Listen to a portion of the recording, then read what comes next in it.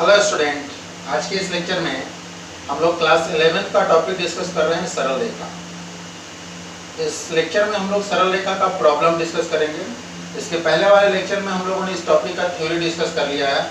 जिन बच्चों ने थ्योरी को नहीं देखा है वो पहले डिस्क्रिप्शन में मैं इसके थ्योरी का लिंक दे दूँगा। आप लिंक के माध्यम से उसके थ्योरी को आप समझेंगे। तो क्योंकि मैथमेटिक्स में किसी भी प्रॉब्लम को बनाने से पहले उससे रिलेटेड जो थ्योरी है वो थ्योरी का क्लियर होना जरूरी है। अगर आपका थ्योरी क्लियर नहीं है तो फिर प्रॉब्लम नहीं बनेगा। तो सरल रेखा के प्रॉब्लम को बनाने के लिए दो चीज़ का क्लियर होना जरूरी है। एक है सरल रेखा का ढाल, स्लोप ऑफ ए लाइन, और दूसरा सरल रेखा का समीकरण, इक्वेशन ऑफ ए लाइन। तो जो न्यू स्टूडेंट हैं उनके लिए मैं डिस्क्रिप्शन में सरल रेखा का ढाल का भी लिंक दे दूँगा और सरल रेखा के समीकरण का भी लिंक दे दूँगा। तो पहले वो लोग ढाल को समझेंगे, फिर समीकरण को समझेंगे, और तब प्रॉब्लम बनाएंगे तो ज़्यादा आसानी से आपको समझ में आएगा। तो आइए हम लोग शुरू करते हैं एक्सरसाइज एनसीईआरटी का एक्सरसाइज 10.2 का क्वेश्चन नंबर 1। तो 1 नंबर जो प्रॉब्लम है वो है एक्स अक्ष तथा वाई अक्ष का समीकरण निकालें। हम लोगों को एक्स अक्ष और वाई अक्ष दोनों का समीकरण निकालना है। ये एक्स अक्ष है और ये वाई अक्ष है। और हम लोग थ्योरी में जानते हैं कि किसी भी सरल रेखा का समीकरण निकालने के लिए दो चीज चाहिए, एक सरल रेखा का ढाल, दूसरा सरल रेखा पर स्थित किसी बिंदु का नियामक। तो अब आप ये बताइए कि एक्स अक्ष भी तो एक सरल रेखा है, तो वो कॉन्सेप्ट इसके लिए भी तो लागू होगा। तो सरल रेखा का समीकरण निकालने के लिए हम लोग को चाहिए सरल रेखा का ढाल। तो अब आप ये बताइए कि एक्स अक्ष का ढाल क्या होगा। तो किसी भी सरल रेखा का ढाल क्या होता है, तो अगर वो सरल रेखा एक्स अक्ष के साथ थीटा कोण बनाता है तो tan थीटा उसका ढाल होता है। मतलब किसी भी सरल रेखा का ढाल अगर हम लोगों को निकालना है तो हम लोग को ये देखना होगा कि वो सरल रेखा एक्स अक्ष के साथ कितना कोण बनाती है। तो बताइए कि एक्स अक्ष का ढाल अगर निकालना है तो हम लोग को ये देखना होगा कि एक्स अक्ष के साथ कितना कोण बनाती है। तो जाहिर सी बात है कि 0 डिग्री का कोण बनाएगी। तो m बराबर हो जाएगा tan 0 का वैल्यू होता है 0। तो एक्स अक्ष का ढाल तो मिल गया 0। अब एक्स अक्ष पर स्थित किसी बिंदु का नियामक चाहिए। तो बताइए कि एक्स अक्ष पर स्थित किसी बिंदु का नियामक क्या आपको पता है। तो एक्स अक्ष और वाई अक्ष का जो कटान बिंदु होता है वो होता है 0 0। इसका मतलब कि एक्स अक्ष पर स्थित एक बिंदु हम लोग को मिल गया 0 0। तो ये 0 0 किसका काम करेगा, ये x1 का काम करेगा। x1 बराबर 0, y1 बराबर 0। और किसी भी सरल रेखा का समीकरण का जो फॉर्मूला होता है वो होता है y माइनस y1 बराबर n into x minus x1। ये सरल रेखा के समीकरण वाले टॉपिक में हम लोग इसको डेराइव किए थे। तो ये अब इसमें डायरेक्ट हम लोग फॉर्मूला पे पुट करेंगे। तो बताइए कि x1 y1 क्या है। तो x1 y1 वह बिंदु का नियामक है जिससे वो सरल रेखा गुजरती है। तो बताइए कि x1 का काम कौन करेगा, 0, y1 का काम कौन करेगा, 0। तो अब सरल रेखा का समीकरण क्या होगा, डायरेक्ट फॉर्मूला पे बैठाएंगे। y माइनस y1 का value 0 is equal to m 0 into x minus x1 0। अब आप ये बताइए कि 0 में किसी भी संख्या से गुना करिएगा तो वो 0 हो जाएगा। तो y बराबर 0। तो इसका मतलब ये हुआ कि एक्स अक्ष का जो समीकरण होता है वो होता है y बराबर 0। अब आप इसको फॉर्मूला के रूप में आप याद रख सकते हैं कि एक्स अक्ष का समीकरण y बराबर 0 होता है। कैसे होता है, तो ये इसका प्रूफ है, इसको नोट करिए।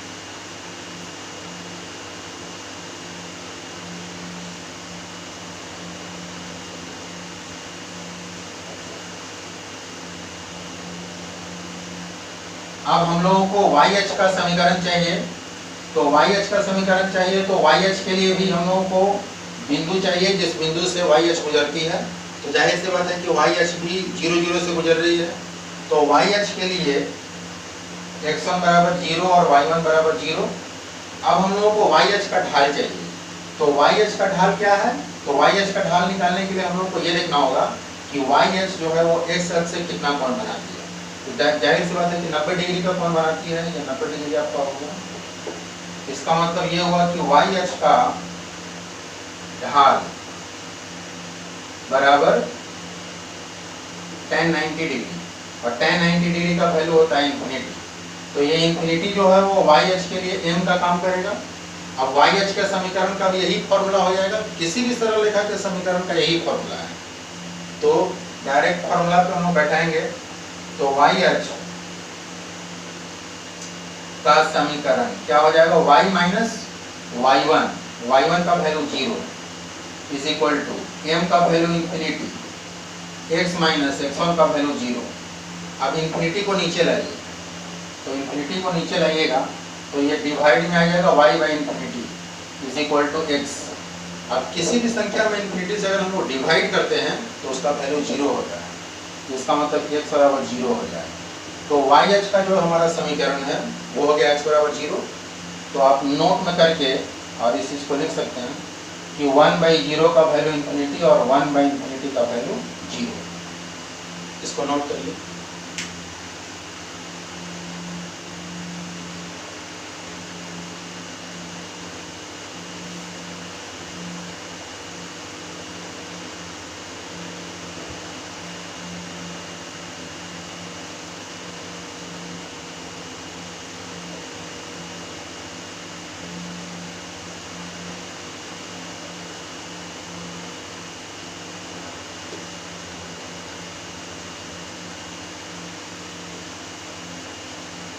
चलिए अब इस एक्सरसाइज का जो क्वेश्चन नंबर 2 है और 3 है, तो 2 में पॉइंट दिया हुआ है, बिंदु दिया हुआ है और ढाल दिया हुआ है। तो बिंदु और ढाल दिया हुआ है तो डायरेक्ट हम लोग फॉर्मूला में बैठा देंगे, 2 बन जाएगा। 3 में भी बिंदु और ढाल दिया हुआ है तो 3 में भी हम लोग फॉर्मूला पे पुट कर देंगे। अब देखते हैं क्वेश्चन नंबर 4। उस रेखा का समीकरण निकालें जो बिंदु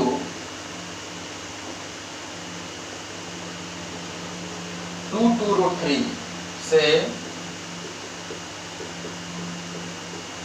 गुजरती है तथा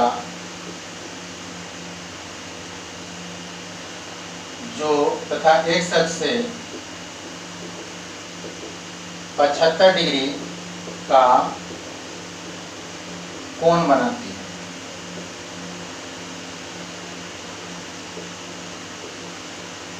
तो हम लोगों को एक वैसे सरल रेखा का समीकरण निकालना है जो बिंदु 2 और 2√3 से गुजरती है।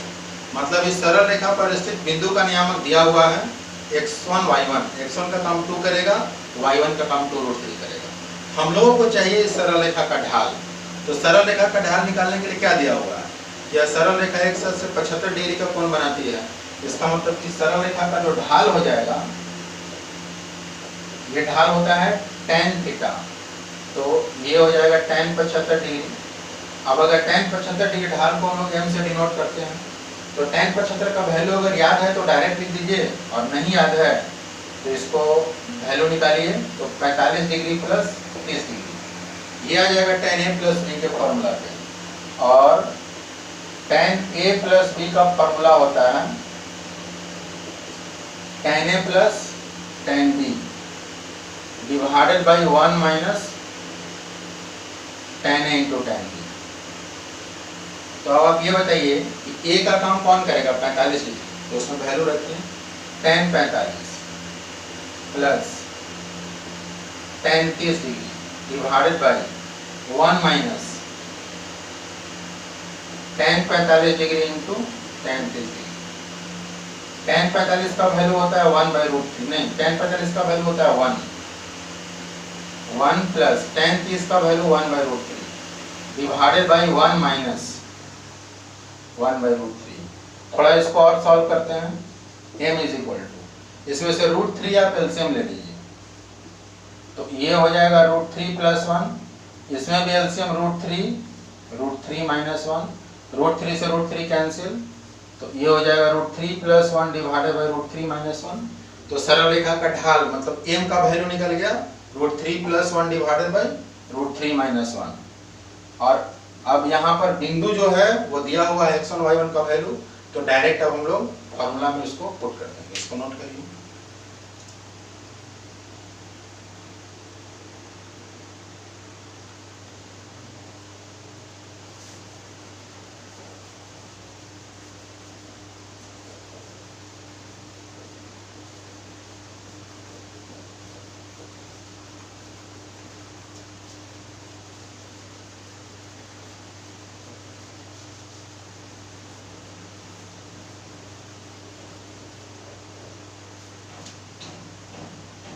तो इस सरल रेखा पर बिंदु दिया हुआ है 2 और 2√3। तो ये आपका x1 का काम करेगा, ये y1 का काम करेगा। और m बराबर हम लोग ऑलरेडी निकाल चुके हैं √3 + 1 डिवाइडेड बाय √3 - 1। तो डायरेक्ट अब सरल रेखा का जो समीकरण है उसमें वैल्यू पुट करेंगे। क्या होता है y - y1, y1 का वैल्यू है 2√3 is equal to m √3 + 1 divided by √3 - 1 into x - x1, x1 का वैल्यू है 2। अब ये √3 - 1 से क्रॉस मल्टीप्लिकेशन करिए तो √3 - 1 into y minus 2√3 into √3 - 1 is equal to √3 + 1 into x, √3 + 1 x से मल्टीप्लाई होगा, माइनस 2 इनटू √3 + 1। थोड़ा और सॉल्व करते हैं इसको।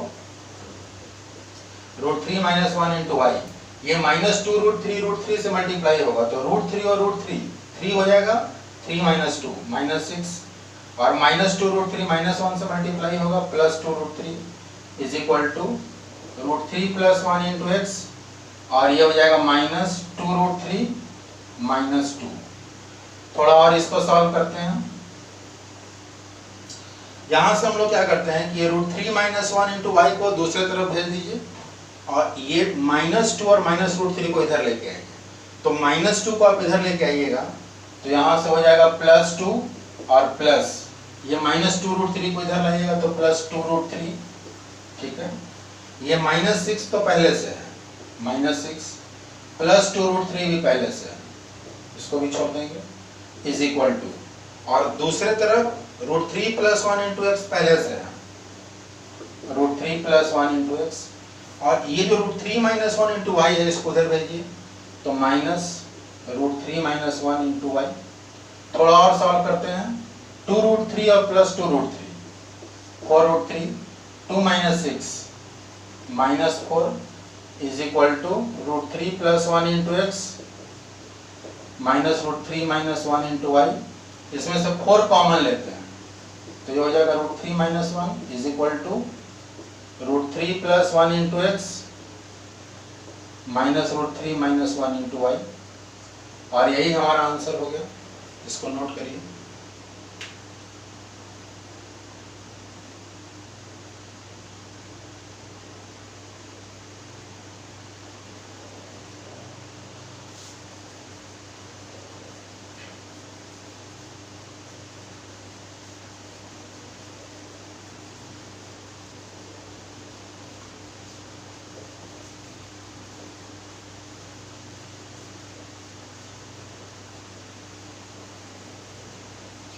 अब आते हैं क्वेश्चन नंबर 9 पे।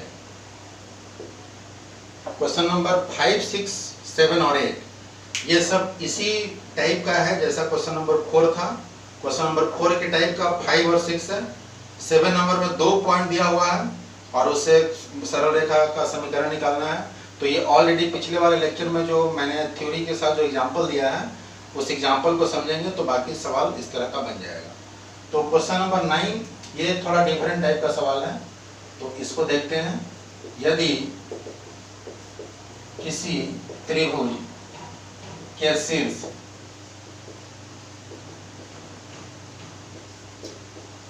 P21 Q -23 तथा R 4, 5 है, ठीक है। किसी त्रिभुज का शीर्ष का नियामक दिया हुआ है P, Q और R। तो R से गुजरने वाली माध्यिका का समीकरण निकालें। किसका समीकरण निकालना है? तो हमको वैसे माध्यिका का समीकरण निकालना है जो किस बिंदु से गुजर रही है? R से। तो पहले एक फिगर बनाते हैं। ये आपका हो गया P, P का नियामक है 21, Q का नियामक है -2, 3, 1, -2 और 3, R का नियामक है 4, 5। अब हम लोगों को क्या निकालना है? तो वैसे माध्यिका का समीकरण निकालना है जो R से गुजरती है। तो अब हम लोगों को ये पहले समझना होगा कि माध्यिका क्या होता है। तो माध्यिका का परिभाषा होता है कि किसी त्रिभुज की भुजा के मध्य बिंदु देखिए यहाँ PQ एक भुजा है, तो PQ का जो मध्य बिंदु है मान लेते हैं S, तो भुजा के मध्य बिंदु को, ये मध्य बिंदु है, सामने वाले शीर्ष से मिलाने वाली रेखा, ये देखिए S जो है वो मध्य बिंदु हो गया, मध्य बिंदु को सामने वाले शीर्ष से मिलाने वाली रेखा ये माध्यिका कहलाता है। तो इसका मतलब कि हम लोगों को माध्यिका किससे, R से गुजरने वाली, तो R से गुजरने वाली माध्यिका यही हो गया। P से गुजरने वाली माध्यिका यहाँ होता और Q से गुजरने वाली माध्यिका यहाँ होता, लेकिन हम लोगों को R से गुजरने वाली माध्यिका का समीकरण निकालना है, इसलिए फिगर में हम लोग RS का समीकरण निकालना है। तो अब आप ये बताइए कि RS का समीकरण कैसे निकलेगा। किसी भी सरल रेखा का समीकरण निकालने के लिए दो चीज चाहिए, एक बिंदु, दूसरा उसका ढाल। तो RS का समीकरण निकालने के लिए RS पर तो बिंदु पता है 4, 5, हम लोगों को RS का ढाल चाहिए। तो अब RS का ढाल कैसे निकलेगा, तो S जो है वो PQ का मध्य बिंदु होगा, तो S का नियामक निकाल लेंगे। मध्य बिंदु किसी रेखा खंड के मध्य बिंदु का नियामक क्या होता है, x1 + x2, तो x1 कौन है 2 और x2 है -2, तो 2 - 2/2, x1 + x2/2 और y1 + y2 मतलब 1 + 3/2, तो बराबर क्या होगा 2 - 2 0 हो गया, 3 + 1 4/2 2 हो जाएगा। इसका मतलब कि S का नियामक हो गया 0, 2। तो अब हम लोगों को RS का समीकरण चाहिए, तो दो बिंदु से गुजरने वाली रेखा के समीकरण का एक फॉर्मूला होता है, उस फॉर्मूले से भी हम लोग निकाल सकते हैं, और अगर वो फॉर्मूला भूल गए, नहीं याद है, तो हम लोग ढाल और बिंदु से भी निकाल सकते हैं, क्योंकि वो फॉर्मूला जो डेराइव हुआ था वो ढाल और बिंदु से ही डेराइव हुआ था। तो दोनों में से कोई भी तरीका आप लगा सकते हैं। तो हम लोग यहाँ पर ढाल निकाल के बनाते हैं, तो RS का ढाल, दो बिंदु से गुजरने वाली रेखा के ढाल का समीकरण होता है y2 - y1 / x2 - x1। तो इसको अगर x1 y1 माना जाए और इसको अगर x2 y2 माना जाए, तो y2 - y1 मतलब 5 - 2, ये हो जाएगा 5 - 2 / x2 - x1, तो 4 - 0। अब आप ये बताइए कि RS का ढाल मतलब m बराबर हो गया 5 - 2, तो 5 - 2 कितना हो गया 3 और 3/4, तो ये तो RS का ढाल निकल गया। RS पे दो बिंदु है, तो किसी एक बिंदु से आप निकाल लीजिए, तो हम लोग इस बिंदु से निकालते हैं, आप 4, 5 से भी निकालिएगा तो वही आंसर आएगा। तो RS का समीकरण, और समीकरण का कौन सा फॉर्मूला लगाते हैं, y - y1, तो इसको x1 y1 मानते हैं, तो y - y1 मतलब हो गया 2 = m 3/4 इंटू x - x1 का वैल्यू है 0, क्रॉस मल्टीप्लिकेशन करिए 4y - 8 = 3x, सबको उधर लेके जाइए, तो यहाँ 0 बचेगा, इधर हो जाएगा 3x, ये हो जाएगा -4y और -8 उधर जाके प्लस, तो 3x - 4y + 8 = 0। यही आपका हो गया क्वेश्चन नंबर 9। मतलब किसी भी सरल रेखा का समीकरण निकालने के लिए सिर्फ दो चीज चाहिए, एक बिंदु जिससे वो गुजरती है और दूसरा वो सरल रेखा का ढाल। इसको नोट करिए।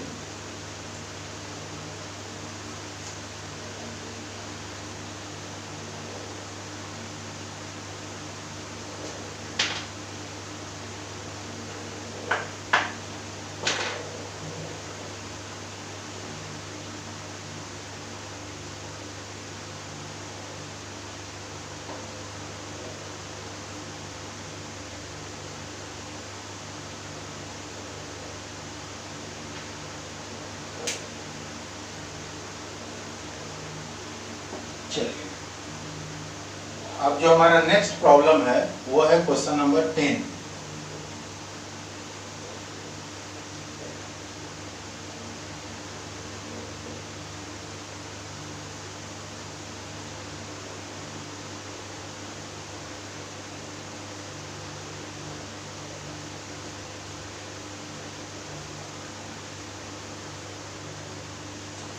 तो आइए जरा देखते हैं क्वेश्चन नंबर 10 क्या है।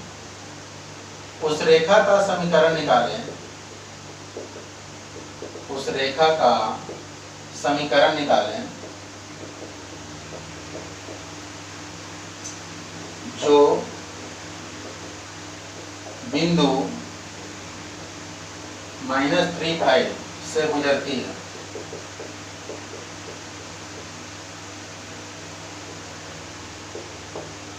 तथा बिंदुओं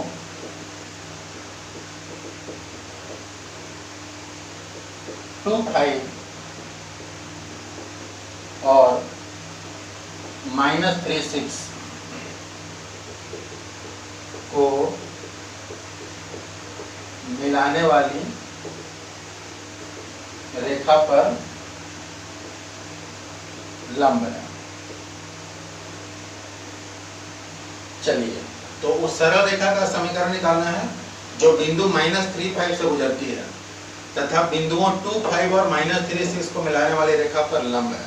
तो इसके लिए पहले एक फिगर हम लोग को बनाना होगा। एक रेखा है जो 2, 5 और -3, 6 को मिलाने वाली एक रेखा है, मान लेते हैं AB है। अब हम लोगों को उस सरल रेखा का समीकरण निकालना है जो बिंदु -3, 5 से गुजरती है और A और B को मिलाने वाली रेखा पर लंब है। तो इसका फिगर ऐसे बनेगा, ये बिंदु है -3, 5, तो एक सरल रेखा का नाम दे दिए L। तो ये सरल रेखा L जो है वो बिंदु -3, 5 से गुजरती है और AB पर लंब है, ये AB पर लंबवत है। तो हम लोगों को समीकरण किसका चाहिए? L का। उस सरल रेखा का समीकरण निकालिए जो बिंदु -3, 5 से गुजरती है और AB पर A और B को मिलाने वाली रेखा पर लंब है। तो हम लोगों को चाहिए समीकरण L का। तो अब आप ये बताइए कि L का समीकरण चाहिए, तो L किसी भी रेखा का समीकरण निकालने के लिए दो चीज चाहिए, एक बिंदु, तो सरल रेखा L पर तो बिंदु पता है -3, 5, और दूसरा L का ढाल। अब यहाँ पर ये कंफ्यूजन में हम लोग को नहीं आना है, ये जो है वो AB का मध्य बिंदु होगा, ऐसा नहीं है, क्योंकि प्रश्न में नहीं दिया होगा। खुद से हम लोग इसको मध्य बिंदु, बहुत स्टूडेंट इसमें गलती करते हैं कि इसको AB का मध्य बिंदु मान लेते हैं। तो जब तक प्रश्न में नहीं दिया हुआ रहेगा, खुद से नहीं मानना। अब आप ये सोचिए कि L का ढाल कैसे निकलेगा, तो क्या हम लोग AB का ढाल निकाल सकते हैं? तो AB के सहायता से ही L का ढाल निकलेगा। तो AB का ढाल निकालिए, AB का ढाल। अब आप ये बताइए कि दो बिंदु से गुजरने वाली रेखा के ढाल का सूत्र क्या होता है? इसको अगर x1, y1 और इसको x2, y2 माना जाए तो सूत्र होता है y2 - y1। तो ये हो जाएगा 6 - 5 y2 - y1 divided by x2, तो -3 -x1 -2। अब बताइए कि 6 - 5 1 और -3 और -2 -5, तो -1/5 किसका ढाल निकला? AB का। इसका नाम दे दे रहे हैं M1। हम लोग को चाहिए किसका ढाल? हम लोगों को चाहिए L का ढाल। तो हम लोग मान लेते हैं, माना L का ढाल M2 है। L के ढाल को क्या मान लिए? M2। और जो ढाल का कॉन्सेप्ट है, जो ढाल के कॉन्सेप्ट वाला जो लेक्चर है, उसको आप देखिएगा तो उसमें जो पॉइंट मैंने लिखवाया है, उस पॉइंट में मैंने ये बताया है कि अगर दो सरल रेखा आपस में लंबवत है तो उनके ढाल का गुणनफल -1 होता है। M1 × M2 = -1। अब जिस स्टूडेंट को ये कॉन्सेप्ट नहीं पता रहेगा वो इस सवाल को नहीं बना सकता है। तो यहाँ पर जो इस लेक्चर में जो कॉन्सेप्ट हमारा यूज हो रहा है वो सरल रेखा के ढाल वाला कॉन्सेप्ट यूज हो रहा है। तो सरल रेखा का ढाल का थ्योरी पता होना चाहिए आपको।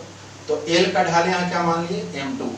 अब ये दोनों रेखा क्या है? L और AB लंबवत है।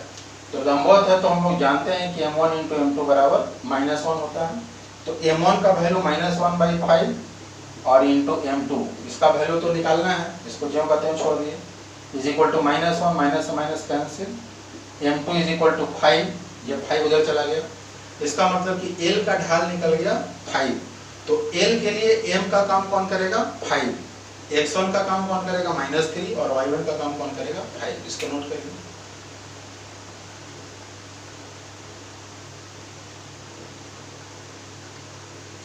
चलिए,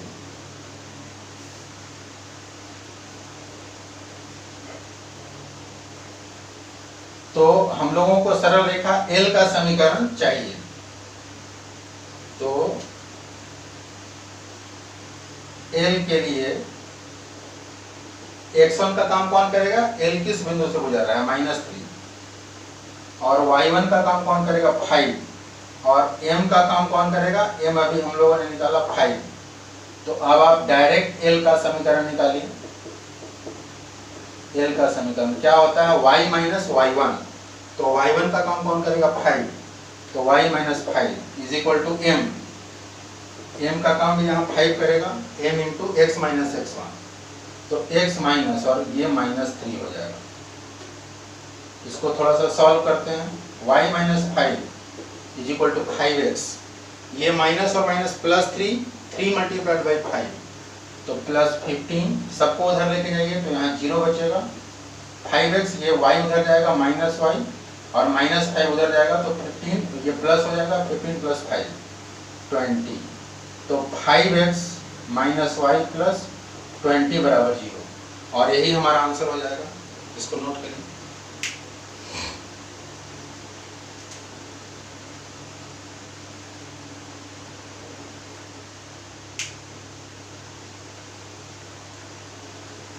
चलिए अब इसी के टाइप का आपका जो 11 नंबर प्रॉब्लम है वो इसी के टाइप का प्रॉब्लम है, तो 11 नंबर इस पे बन जाएगा। अब 12 जो है वो भी इसी टाइप का है, 12 भी आप बना लीजिएगा। अब हम लोग देखते हैं क्वेश्चन नंबर 13, तो 13 नंबर जरा देखते हैं कैसे बनेगा।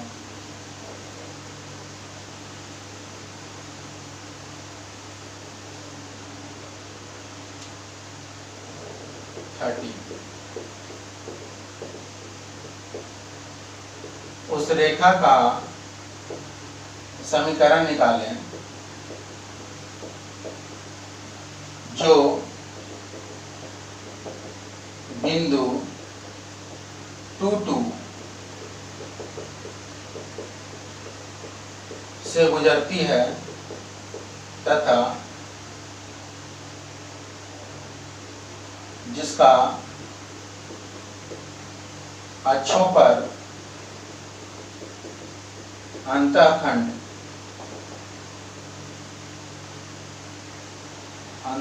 का योग 9 है। तो हम लोगों को वैसे सरल रेखा का समीकरण निकालना है जो बिंदु 2, 2 से गुजरती है और जिसका अक्षों पर अंतःखंड का योग 9 है। मतलब यहाँ पर सरल रेखा का जो अंतःखंड रूप है, अक्षों पर अंतःखंड का मतलब क्या हुआ, x अंतःखंड और y अंतःखंड, तो यहाँ पर सरल रेखा का जो अंतःखंड रूप है उसका यहाँ पर यूज होगा। तो हम लोग पहले मान लेते हैं, माना रेखा का x अंतःखंड A तथा y अंतःखंड B है। हम लोग क्या मान लिए, सरल रेखा का x अंतःखंड A और y अंतःखंड B है। तो अभी सरल रेखा का समीकरण क्या होगा, x by a plus y by b is equal to 1, यह अंतःखंड रूप है। अब हम लोगों को a और b का वैल्यू चाहिए, तो प्रश्न से क्या दिया हुआ है, प्रश्न से दिया हुआ है कि जिसका अक्षों पर अंतःखंड का योग 9 है। तो अक्षों पर अंतःखंड हम लोग क्या माने हैं, a और b, मतलब अंतःखंडों का योग मतलब हो गया a plus b is equal to 9, तो b इज इक्वल टू हो जाएगा 9 माइनस a, ये उधर जाएगा तो 9 माइनस a, ये हो गया इक्वेशन नंबर सेकेंड। तो अब आप ये बताइए कि समीकरण 1 में जब वैल्यू पुट करेंगे तो x by a plus y by और b के जगह पर आप क्या रखेंगे, 9 माइनस a और इज इक्वल टू 1, ठीक है। और यहाँ पर एक कॉन्सेप्ट दिया हुआ है कि यह सरल रेखा जो है वो बिंदु 2, 2 से गुजरती है। तो यह रेखा किस बिंदु से 2, 2 से गुजरती है। तो 2, 2 का क्या काम है, अगर यह सरल रेखा 2, 2 से गुजरती है तो इसका मतलब क्या हुआ, तो अगर कोई सरल रेखा किसी बिंदु से गुजरती है तो उस बिंदु का नियामक सरल रेखा के समीकरण को संतुष्ट करेगा। इसका मतलब ये हुआ कि यहाँ 2, 2 जो है वो सरल रेखा के समीकरण को संतुष्ट करेगा। संतुष्ट करने का मतलब होता है कि x के जगह पर x नियामक 2 और y के जगह पर y नियामक, तो y नियामक तो इसका 2 है, तो संतुष्ट करेगा। तो 2 बाई ए प्लस यहाँ से हो जाएगा 2 by 9 minus a is equal to 1। अब इसको सॉल्व करके हम लोग a का वैल्यू फाइंड कर लेंगे। तो कैसे सॉल्व होगा, एलसीएम लीजिए, a इंटू 9 माइनस ए, तो a से डिवाइड करिएगा तो 9 माइनस ए बचेगा, 9 माइनस ए को 2 से मल्टीप्लाई करिएगा, तो 9 को 2 से मल्टीप्लाई करेगा तो 18 माइनस 2a प्लस 9 माइनस ए से डिवाइड करिएगा तो a बचेगा, a को 2 से मल्टीप्लाई करिएगा 2a इज इक्वल टू 1। अब आप ये बताइए कि यहाँ से 2a कैंसिल, क्रॉस मल्टीप्लीकेशन करिए तो 18 इज इक्वल टू, ये उधर जाएगा a इंटू 9 माइनस ए। अब इसको सॉल्व करेंगे तो a का वैल्यू निकल जाएगा, इसको नोट करिए।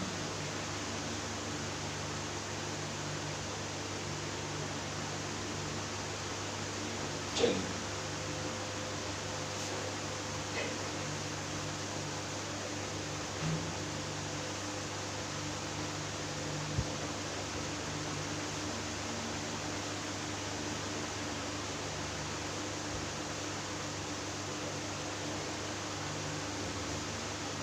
तो इसको सॉल्व करते हैं।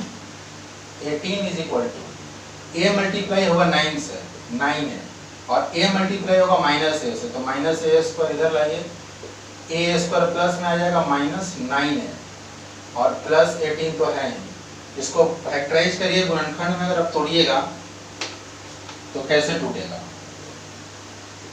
a square minus 6a minus 3 है, माइनस 6 और माइनस 3 में टूटेगा ताकि माइनस 9 हो जाए, और मल्टीप्लाई करने पर 18 हो जाए, 18a square plus 18 is equal to 0, a common, a minus 6 minus 3 common, a minus 6, इन दोनों में से a minus 6 common, a minus 3, तो a का वैल्यू आ गया 6 और a का वैल्यू आ गया 3। अब बारी बारी से हम लोग लेंगे। यदि a इक्वल टू 6 तो समीकरण 2 से, समीकरण 2 में वैल्यू रखेंगे तो समीकरण 2 हमारा क्या था, b इज इक्वल टू था 9 माइनस a, तो 9 माइनस और a, तो अगर a बराबर 6 लेंगे तो 9 माइनस 6, b बराबर कितना आ गया 3, मतलब अगर a बराबर 6 होगा तो b इज इक्वल टू 3 होगा। तो अब सरल रेखा का समीकरण कैसे होगा, तो समीकरण 1 में वैल्यू रख देंगे। समीकरण 1 से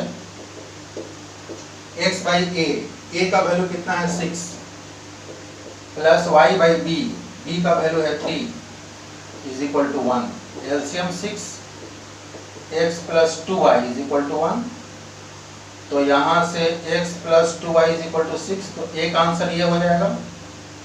अब यहाँ पर एक वैल्यू और है a का, a बराबर 3 है, तो यदि a इज इक्वल टू 3 तो यहाँ भी समीकरण 2 से वैल्यू निकालना होगा। तो समीकरण 2 से b इज इक्वल टू क्या है 9 माइनस a, तो 9 माइनस 3, तो 9 माइनस 3 मतलब 6, तो अगर a बराबर 3 होगा तो b बराबर 6 होगा। तो समीकरण 2 से, समीकरण 1 से क्या हो जाएगा x बाई a, तो a बराबर यहाँ 3 है, y by 6 is equal to 1, इसको अगर आप सॉल्व करिएगा तो ये आपका आ जाएगा 2x plus y is equal to 6, तो एक आंसर ये भी हो गया 2x plus y is equal to 6। तो सरल रेखा का दो ठो समीकरण होगा, एक x plus 2y is equal to 6, दूसरा 2x plus y is equal to 6। इसको नोट करिए।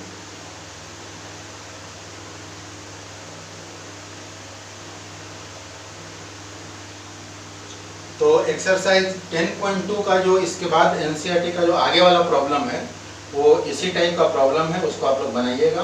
और अगर कोई और आपके पास सपोर्टिंग बुक है जैसे आर.एस. अग्रवाल या के.सी. सिन्हा, तो आप उससे भी प्रॉब्लम बनाइए। और अगर किसी को कोई डाउट होगा तो वो डाउट हमसे आप पूछिएगा, तो मैं नेक्स्ट लेक्चर में उस डाउट को क्लियर कर दूँगा। बहुत बहुत धन्यवाद।